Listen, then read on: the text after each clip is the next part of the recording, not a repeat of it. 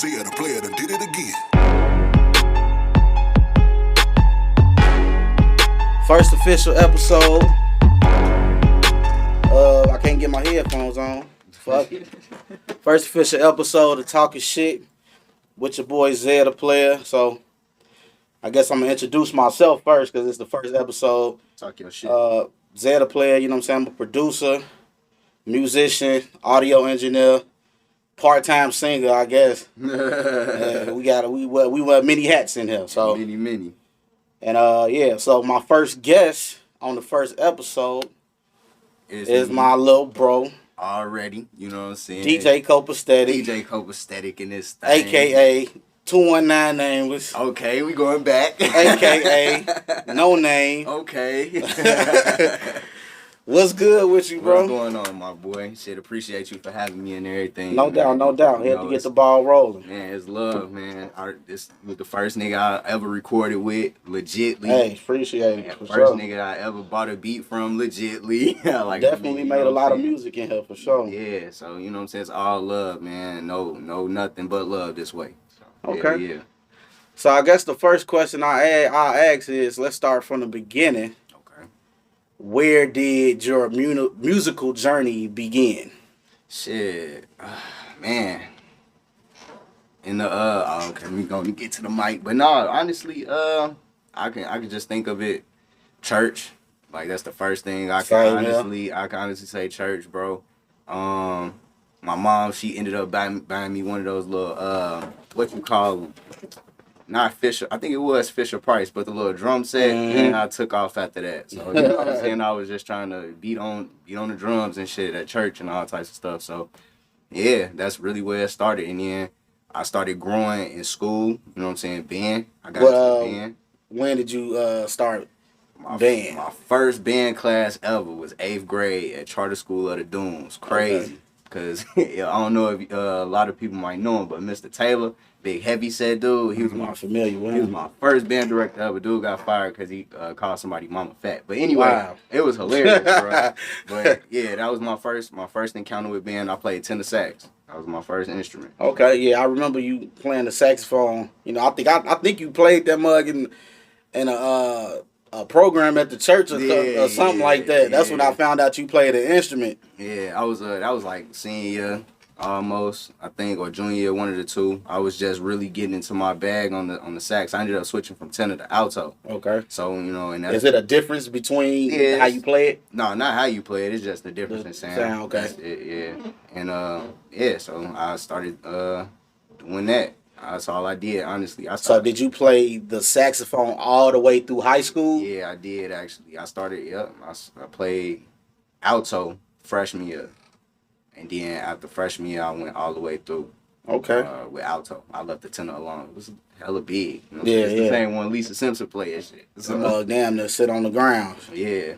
But it's bigger, though. So it's definitely, you know what I'm saying, other saxes. But yeah, alto was definitely my primary. And that's what I stuck with. So how many instruments do you actually play? Because I've seen you playing like other stuff. Yeah. Any brass or woodwind. I dabble on the piano.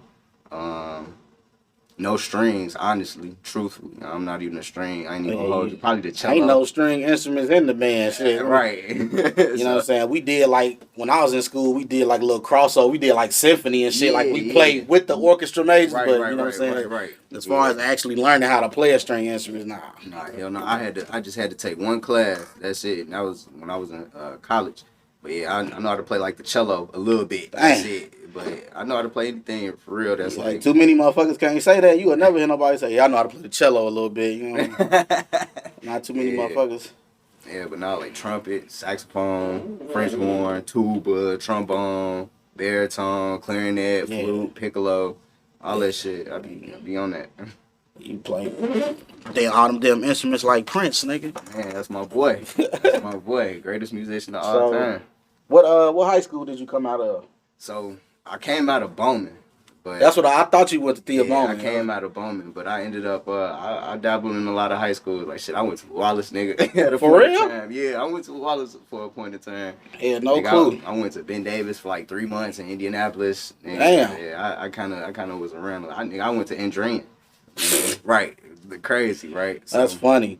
yeah. I think I did Emerson 6 through 12, but I did a lot of like night schools and extra programs and shit Right, because I right. was goofing off. So, nigga, I met some of everybody through the city just by not doing my damn work, bro. Yeah. I went to so many damn schools. I couldn't even get away with that type of shit. Nigga, when I got to Bowman, nigga, that was really it, bro. Like, that was uniform and hella strict. And I only had 1 year of that, bro. I got lucky. My Yeah. senior year, that's when we had to wear uniforms. Oh, That's when they first like implemented that shit. Like all the schools Yeah. got to wear uniforms and shit.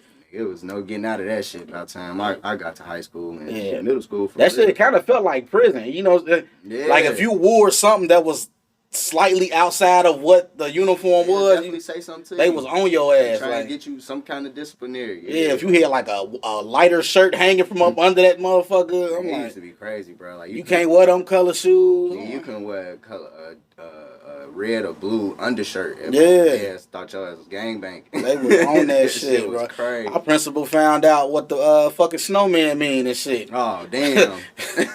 Motherfucker made me take my shirt off. I'm like, I just got this motherfucker too. Hell no. But so, what was the last high school you went to? Was it Thea Bowman? You came out of Thea Bowman? So when I came out of Thea Bowman, yeah, that's where I graduated from. Okay. I was there from my sophomore year to my senior year.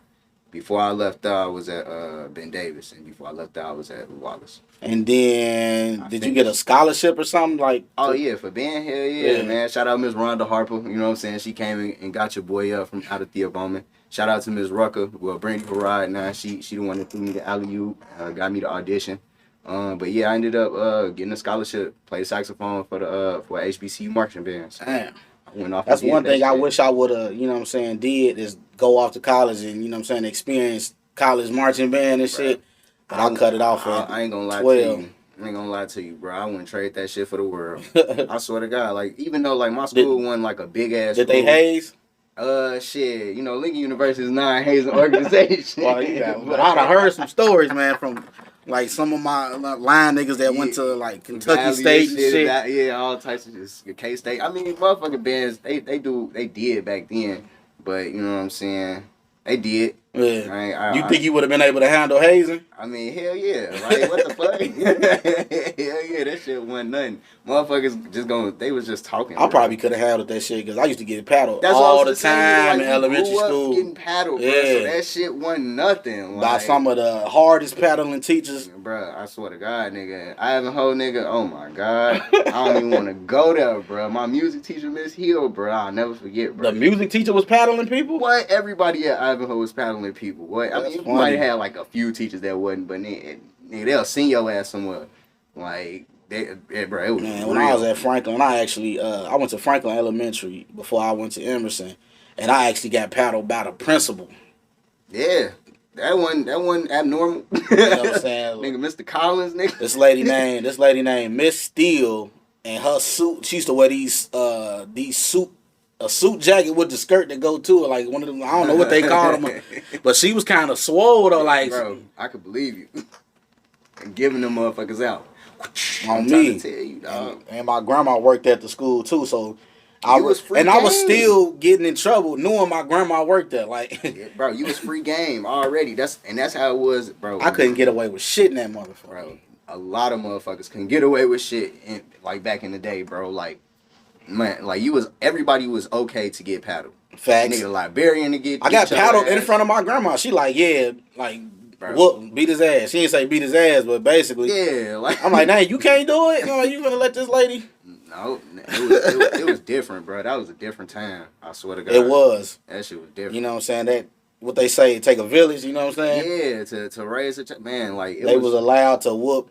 You know what I'm saying? If it's a kid acting bad and that grown person or adult know who they are, they know your parents, they was liable to whoop your ass and take you back to your mom and let them know that they whooped your ass. And you was gonna get your ass whooped again because they had to take you to your mom, bro. It was a different time. Facts. Bro. Hella different time. They didn't care.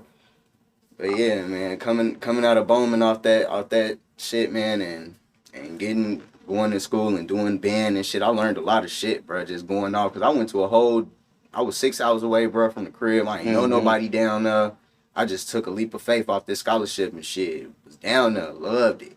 Like, met hella friends that I never, like, I wouldn't trade them in for the world. Like, these motherfuckers was solid as hell down there. Because I was around a lot of St. Louis, Kansas City motherfuckers. Mm-hmm. You had some Chicago people that came down there, but you know what I'm saying? They Chicago as hell. So what was the band, the marching band experience like? Man, shit was fun as hell. We played Grambling.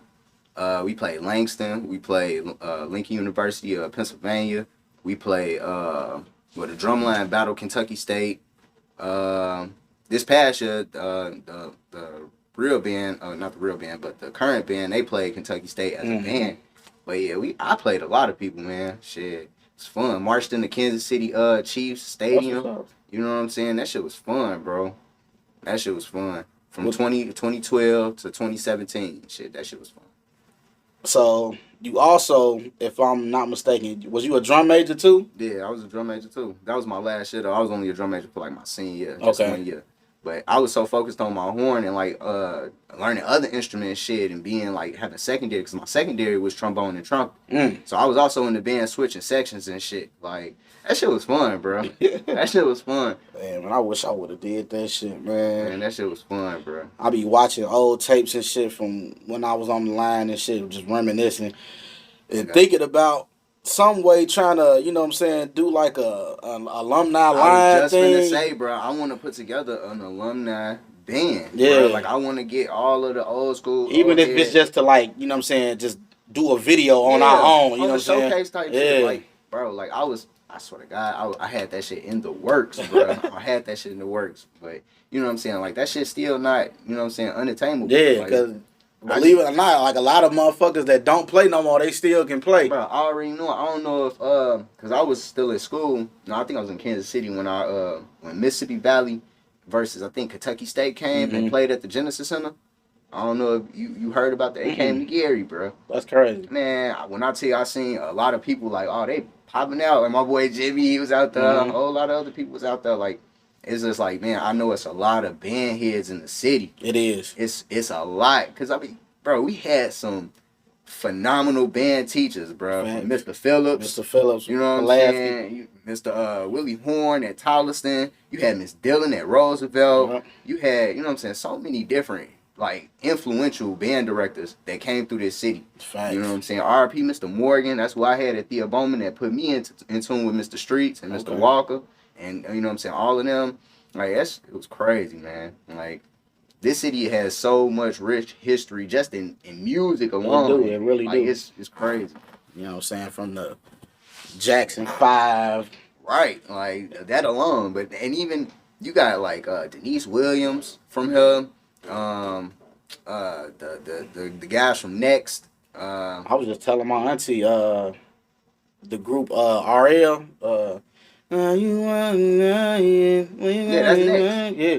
Two of them niggas from the G. Right. That's what I was saying. Like, yeah, them, like, you got them. You got, who else? Mr. Omar from Everybody Hates Chris. Right. That nigga from the G.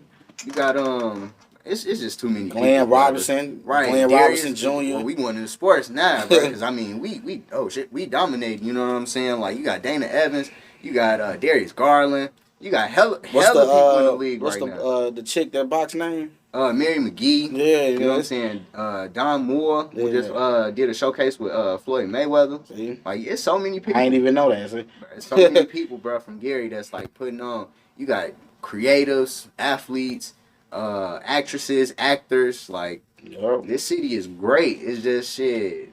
A lot of greatness come from the city too. Yeah, and go away. A lot of greatness is still in the city. You know what I'm saying? That too. They just gotta learn how to, you know what I'm saying, apply themselves and believe. You know what I'm saying? Yeah, I think fear is an obstacle. You know, so they be scared. Like, it's always, well, shit. I got to get my shit together first. Nobody never want to really like kind of take that leap of faith. You got to, but you will never know until you do it. Then you be 40, 50 years old. Man, I could have did that shit, bro. You know what I'm saying? You don't want to be that nigga. No, for real. Like 40, 50 years old, mad at the world. For real. I mean, it's just taking that leap, like you say, man. Like trusting in yourself to just take that leap, bro. Like, you got to take a risk. Everything you got to take a risk. I did that shit. I think the the last job I worked when I was clocking in was Teleperformance. Yeah. And I only worked there for like probably almost 2 years. And I was like, man, fuck this shit, bro. I was like, I'm finna go into music full time. And I ain't clocked in since shit 2016. Damn. Yeah, I ain't worked a regular job since 2016. I'm thinking about going back though. Shit, That's all that inflation and shit, yeah. that shit crazy right now, which is Yeah. understandable. You know what I'm saying? I can understand why people ain't really focusing on if music ain't a priority. You know what I'm Yeah. saying? A lot of people try to act like it is. Like I'm a rapper, I'm a Yeah. producer, I'm this, I'm that. But you know what I'm saying? The work speaks for itself. Nah, for real. If you ain't got nothing to show for it, you know. Nah, for real. A lot of people toss those titles around. You know what I'm saying? They've been rapping for Lord knows how long. Mm-hmm. Hey, you got something I can check out, bro? I ain't got nothing. I ain't got no type of discography or nothing. No, nothing. And that's like that'd be the worst. Like when No I'm catalog. like a lot of these rappers, cause like I go out sometimes, you know what I'm saying, to see like different showcases and different artists. And like I'll fuck around and Shazam them. You know what I'm saying? And they don't even come up like at all. Like no. That's because that music just be on their phone. They don't even put it on. Some of them don't even put it on YouTube. That shit crazy. The most is probably SoundCloud and just leave it at that. That shit crazy. And especially nowadays But where you got so many. Yeah, I was about to say it's so many outlets Like, to get yourself out there to the world. Well, all a motherfucker got to do is just Google your name and you popping up. You know what I'm saying? It's a long list. Like if I Google my name right now and his name, hella shit popping up. Yeah, dead ass. Hella shit popping up. So, matter of fact, let me ask that question. What advice would you give people that do music but are not releasing their music and they just holding on to it? Shit, the homeboy Sleepy. I see him all say some shit all the time. Like, don't let that shit sit up on your. Like, he right, bro. Like, just a lot of people be right. Just let that shit go. Like, release that shit. It ain't gonna serve no purpose. It ain't gonna serve no purpose. It ain't helping nobody. It ain't helping you. It ain't helping your family. For real, just put that shit out there, bro. Like, just put it out there. Granted, if you feel like it ain't ready, it ain't ready. But if it's something that you always listening to and you feel like it's ready, put that shit out. I would say if the song is complete, put that shit out. Put that shit out. That's all I'm gonna say. Like, and just have faith in yourself. Believe in yourself, cause that's one thing I had to learn. Shit. Don't wait around for. Yeah, I heard this song for the past 2 years, but I'm still waiting on my homie to get on it. Yeah, nah, that shit dead. Cause then your homie ain't for real. Your homie bullshit and your homie slowing you down. So you can't even operate like that. If you really want to do music, do not let your peers hold you back. For real. Don't wait for nobody else, cause then you're gonna be waiting forever. Like, for real. Like, I know a couple niggas in that boat right now. Like, and I be trying to tell them, like, bro, you don't need that. You don't need this. You need to do what's best for you. And granted, some people feel like what's best for them is doing that. But, again, it's not hurting nobody but you. That's all it's doing. I mean, I'm cool with not listening to it. You know what I'm saying? If you don't want to put it out, if you don't feel like it's good enough to get out, I'm cool with it. So the only way to gain listeners is to give them something to listen to. Exactly, that they gonna enjoy, not just listen. They gotta actually want to. Oh damn, I like that track. Let me put it on again. Right. Like, it's replay value. Just not, oh damn, that's my homie and he just dropped. Let me look at it. Oh, okay, that's cool. And never look at it again. Like, what type of shit is that? Like, that serves no purpose. If I don't like it, or if the targeted audience does not like it, gotta keep going, bruh. Put some shit out that people want to listen to. Like, don't get fucking butthurt. Consistency is key. I'll say consistency is key. Yeah. Build a catalog. Yeah. Not just on your phone and in your hard drives. Yep. Put that shit out. And it's so easy. All you got to do is make you a DistroKid account or a TuneCore account. You can even go CD Baby. You can go United Masters. Whatever. There's so many. Fucking vote. Like, it's really no excuse. It's not nowadays. It's not. And that shit does not have to be, you know what I'm saying, radio ready quality. Nah. If it's decent, they'll accept it. Man, shout out. It's somebody. A lot of people I know actually they do music off their fucking phone. And the shit sound like we in this motherfucker. You know what I'm saying? Like, it sound like, you know what I'm saying? You that shit quality. So it's all about you being consistent, having faith in yourself, and putting that shit out, man. Putting that shit out. Especially if you know that's a hit, put it out. Just because you ain't record that shit in a multi-million-dollar studio, but that shit sound like you did, man, put that shit out. Even if it ain't a hit, somebody gonna like that shit. And different strokes for different folks all the time. Like, shit, like It's one song I got out. It's a lane for everybody. Bro, so. one song I got out, and I don't even like it. Bro, Mm-hmm. people love it. And it's like, what the fuck? Like, okay, cool, that's what's up. But I'm gonna keep going, and I'm gonna also cater to that audience. Right. Like, that's another thing. So if I see I don't like this song that I made, even though I am confident I put it out, but it's not one of my favorites, I should say. I'm gonna cater to the audience that likes that song, even though I know that's not my favorite. I'm gonna still make some shit that'll cater to them, because I'm not doing it just for myself. I'm doing it for a targeted audience, people that want to listen to me. It's another thing. So, yeah, man, put that shit out. All right, so off that topic, let's get into music production. Mm-hmm. So, what's your process of creating or composing a beat? Damn, that's a good question. I got many avenues that I take, truthfully. Like, sometimes I might start off with the 808s. Sometimes I might start off with a little melody.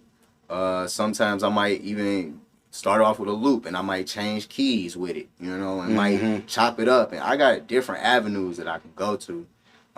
The way that I prefer, it's something that feels good. Like, if I'm feeling it and I'm vibing to it, and I just like to be in this mode where, that's all I'm doing. I'm focusing on this one track. Because a lot of times I jump around, right? Mm-hmm. Like, I'll start I like this, let me see what else I can do. I like this, let me see what else I can do. I like this, let me see what else I can do. But sometimes I'll be like, shit, no, I really like this. Let me put my time on this one. Right. And then I create like that.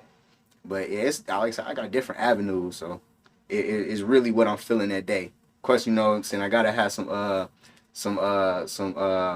what you call it? Libations. What's that? You know what I'm saying? Something that's that gives you I guess motivation. Okay. Let's say that. Okay. So smoke a little something. Yeah, I don't want to maybe sip a little something. Well, light some sages for my spiritual folks. What I'm saying, do a little something. But some of that of that is included. So. What I used to do is I used to watch like before I make a beat or to get myself into a creative mindset, I would pull up like Ryan Leslie videos. Bro. And just seeing how that nigga would create in the studio. Don't even know who that is. And this nigga jumping from, what I'm saying? Yeah, that's what I'm saying. Like, niggas don't even know who that nigga is bro. This motherfucker get on the phone calling in a harp player, nigga. Who calls in a harp player? That's what I'm saying. Like, big ass bitch come in. No, for real. And that's I could see why you would do that, because that is inspiration, bro. Because he was I pulled a lot of inspiration from that nigga. Just like, man, this nigga just doing it all right now. Bro. You know what I'm saying? And I would also watch Zaytoven. Yeah. Just watching him, brainstorm on the keys before he laid some shit down. Yeah. And I remember one thing he said. He was like, this is just his thing. He said, if the beat ain't hot in 5 minutes, trash it. No, for real. I could see why he lived by that ideology. Because, they create at a high level. So they probably knocking out 20 tracks a day, as opposed to us. We might get 1 or 2 done, you know what I'm saying? Because they actually making money off this shit. So they got to move quick. Like, we got to get this shit out. Like, in there. Yeah. Like, for real. So, yeah, I could see that. I can see that, and I agree with that statement too, because the first 5 minutes, a listener should be able to, catch on or cling on to whatever the person is listening to. Yeah. Like, it should catch my attention. You ever get stuck on a beat, like you just listening to a loop, like that you made, like that first 4 bars or first 8 bars, and then you look at your phone, like, I've been sitting on this motherfucker for 2 hours, and I don't even like it, like. It definitely be like that for real. I can't stand that shit.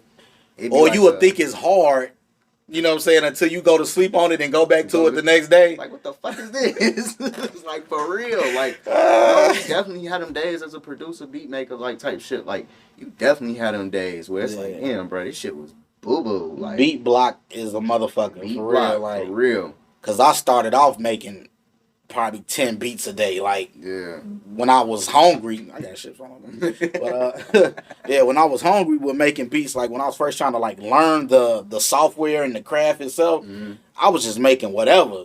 back to back every day. You know what I'm saying? But now I'll probably make a beat maybe once a week, maybe sometimes 2 times a week. It just depends on if I'm in that mood.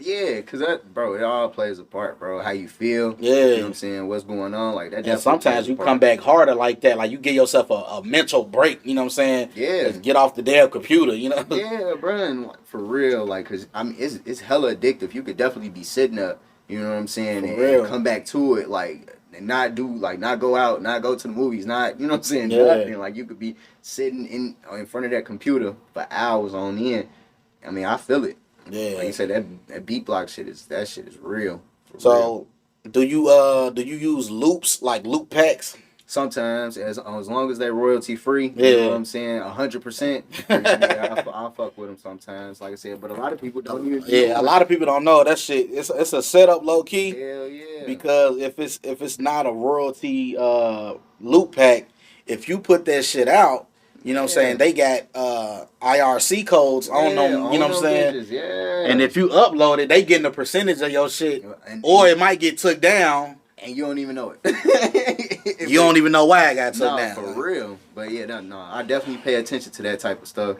And like I said, another thing I do is like I change the key a lot. Yeah, change the key, reverse the sample. Yeah, you know what I'm saying? Do something to lot. manipulate that shit. Like, I think I was talking about that one time. I was like, niggas get a loop pack and just take everything that was in the pack and put it together. How like, bro.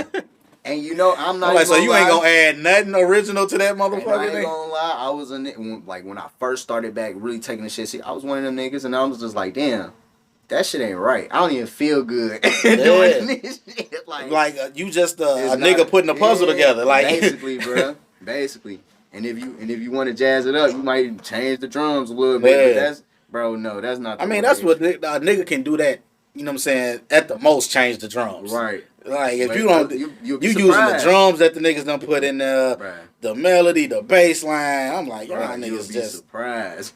And a lot of these producers that I own, they really get on from loop packs. Yeah. Like Pain One. Who else? It's another. That's a couple of them. Yeah. Young Land on the I don't even know a lot of these young producers, but I be watching these videos. I be like, I don't even know who these motherfuckers is, but they in the game and they winning, and they using loops. They winning. But like I said, like manipulation is key to me. They ask other producers to send them. You know, they be like, send me some loops, like, because these niggas can't probably make a beat out of they can't make a beat out of a paper bag. Like, they can't even make their way out of a paper bag. You know? Right. Yeah, they gotta have some kind of crutch. Yeah, like, but they can't make it from scratch, and that's something that I'm proud of myself. Like, they lucky the industry like that too, because it'll be a nigga like me that'll challenge they ass. Like, nigga, let's sit in the studio with nothing. We ain't got no loop pads. We just got VSTs and plugins. I swear to God, man, it's the most beautiful thing I came across, bro. And like, just learning how to do that shit from scratch. On me. That shit make you feel so good, bro. Like, as a producer. Yeah, coming from, you know what I'm saying, musical backgrounds. Yeah. That shit play a whole part. Yeah. You can be in the studio with whoever, you know what I'm saying? Because being in the band, you experience so many types of music. Bro. So you just got a different respect for different cultures and shit like that. Like, bro, different sounds. Like, man, yeah, I agree with that statement, because the respect value is so high for me. Like, I wouldn't even turn off classical music. I wouldn't turn off music that I'm not familiar with. You know what I'm saying? I'll at least give it a listen. Yeah. Always. That's just how I've been, especially with business. I hear a beat out of a lot of shit that people wouldn't hear a beat out of. Yeah, a lot of that, especially them like Chinese joints, them ancient, man, come on. Yeah, I feel you. If you want to find some cold samples, y'all might think it's some nerd shit, nigga. Watch some motherfucking anime. The music in that shit be cold as hell. You can do anime, you can do video games. You know what I'm saying? Some of the most boringest video games that you can think of, probably like, I don't even know no boring video games for World of Warcraft. And probably some cold ass samples in there. Like some shit like that, man. Like, just listen, and I'm telling you, if I done sampled some random ass shit. I think I sampled like some Viking music one time, but that shit sound cold as hell, bro. Like, it's the way we manipulate the sounds, bro. That's why I say manipulation is key. when we, you know what I'm saying, when I'm making beats. You know what I'm saying? So. And I like hip hop is based off of, you know what I'm saying, us hearing music in something else, like hearing a beat in something else. Yeah, especially hip hop. Because they didn't have VSTs and shit back then when hip hop started. Yeah, nigga, they was putting tapes and tape recorders and vinyls and shit. Yeah. And mixing them together, two different songs. Hell yeah. Sampling 2-3 different songs into one song to make one beat. Man, look at the Wu-Tang Clan. All day. Like, that's exactly how they got on. So, hell yeah. What's another question? Okay, so do you consider yourself a rapper?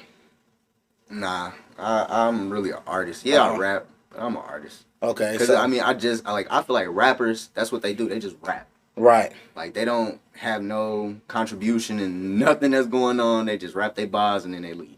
So what's your process of creating a song?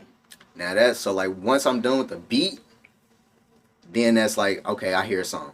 Right. Like I don't never think of a song first and then try and add a beat to it. I know that's crazy, but yeah, it's really mainly if I like the beat that I made and it's a song that come to me, that's usually what happens. Honestly. So how long does it take? How long is that process for you to like finish a song, beat and song? It varies. That varies a lot. Like the quickest I've done was a week. Mm-hmm. The longest I took was probably like 3 months. Okay. Like even just trying to like write for people or trying to, you know, put the track together for people. Yeah, I say like the most I've ever like, if I had an idea and to complete that idea, it's probably been about 3 months. Okay, so yeah. So you said writing songs for people. Yeah. Would you consider, like, say if the producing shit or the artist shit don't work out for you, would you take that path? Would just be a straight rapper? Songwriter. Oh, songwriter? Hell yeah. Hell yeah. But I said my pen need to get a little stronger. I ain't gonna lie. Yeah, but... Man, no it don't. Like, for real, bro. When you be finding out niggas wrote certain songs for people and the song just be like some ABC shit. It do. That's true. That's true. That's true. What the fuck song was that? It was a City Girl song, and Lil Yachty wrote that shit. Yeah, that Act Up. I think it was that Act Up. Act Up, you can get smacked up. Shit. Yeah. And I feel him. I feel you. And it's like, hell yeah, I do that songwriting shit. And it's like, shit, but the artist... Because songwriting is different from ghostwriting. Oh, yeah. Facts. Because I want all my credit. Yeah. Like, I don't want to... Ghostwriting is pretty much... It's a common thing, but it's also a no-no at the same time. Yeah, it's like they do it, but they don't want you to know about that shit. Right. But that doesn't apply for just like a pop artist or an R&B artist or some shit like that. That's really what the bread and butter is. Shit, the pop culture and the pop genre. Shit. Thanks.